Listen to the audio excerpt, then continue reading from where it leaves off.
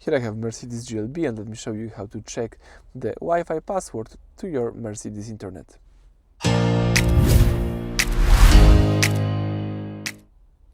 So at the very beginning, let's start by using the home screen.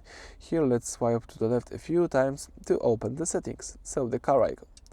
From the settings, let's use the upper tab to choose System, and under System, let's scroll down by using the left menu to select Internet and Bluetooth. Let's choose MBUX Hotspot, and as you can see, you can connect to the hotspot from your car. You can scan the QR code to connect to the hotspot. Here you've got the vehicle hotspot name and also the Wi-Fi password. As you can see, you can tap the Wi-Fi password if you would like to change it. You can tap yes here.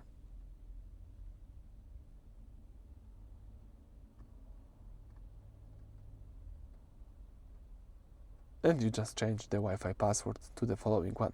Alright, so that's it for this video. Thank you for watching. Please subscribe to our channel and leave thumbs up.